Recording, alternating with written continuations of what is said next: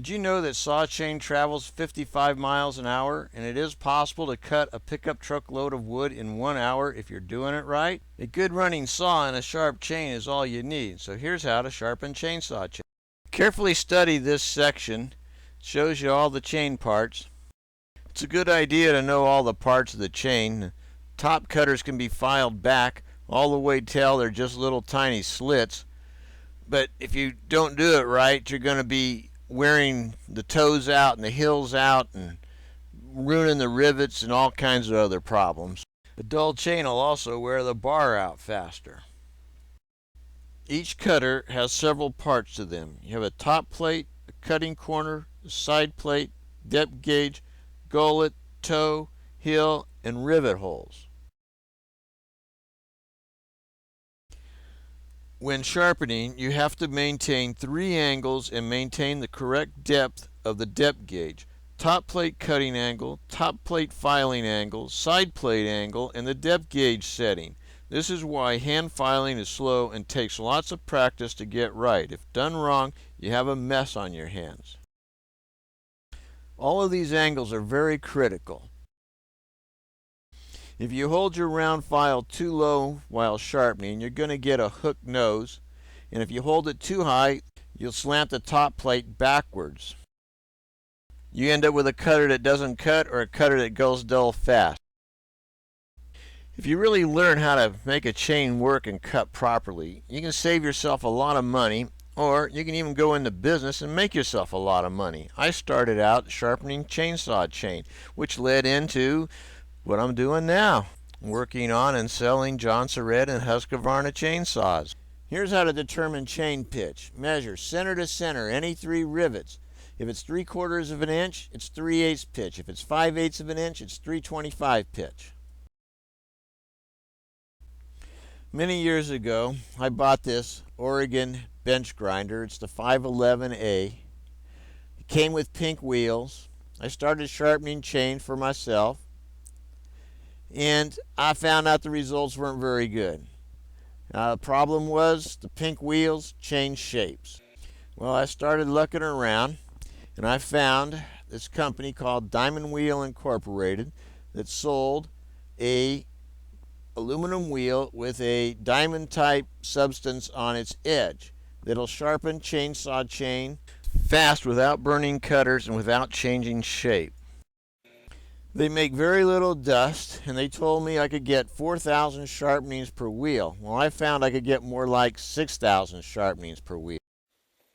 And what's really nice, this wheel never changes shape. And it sharpens chains really fast. So fast that I actually make $1 a minute while I'm sharpening chainsaw chain. I charge $5 if the chain's brought to me without the saw, $7 if it's on the saw. And everyone in town brings their chains to me to have sharpened. Sometimes I do it while they wait. I sell maybe 1 or 2 round files every year. The Oregon bench grinder makes it very easy to get all the angles correct all at one time, except for the depth gauge. That has to be done on a separate step. Diamond Wheel is a company that supplies me with the diamond wheel, and they can supply you with the same wheel. You want to do the job right? Buy a diamond wheel. They'll give you the advantage to take on the competition. Want to start a little business at home? Get into the chainsaw chain sharpening. Get yourself a diamond wheel and an Oregon bench grinder. Do a little practice first, get the word out, and you'll be in business. This is how I started 40 years ago.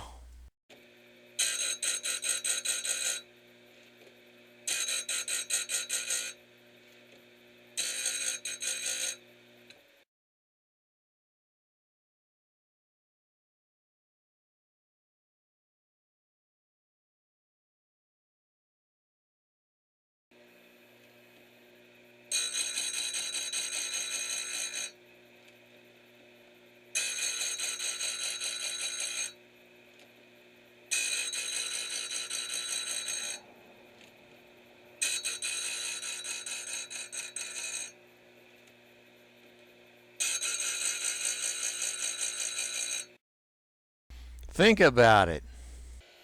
Sometimes chains will have a lot of tree pitch on them and tree glue and stuff like that. An easy way to get that off is a bucket of water, about a gallon's worth, and some Red Devil lye. Put about 4 tablespoons to a gallon of water and throw your chain in there. Let it sit for about 10 minutes, then take it out and pressure wash it. Then spray a little WD-40 on it to displace the water. Lye will burn you, so don't get it on your hands. Well, I still use one pink wheel, and that's the wheel that I use to lower the depth gauge. And we just want to keep them about 25 thousandths, and that's about the distance between the top of the cutter and the bottom of the cutter's angle. You know, it's a little tiny spot right there. Or explained another way, the bottom of the top plate should be about the same height as the top of the depth gauge. It's about 25 thousandths. Well, the pink wheels are okay to use on the depth gauge, but I really don't like them when I'm doing the cutters, mainly because they wear too fast. They change shape.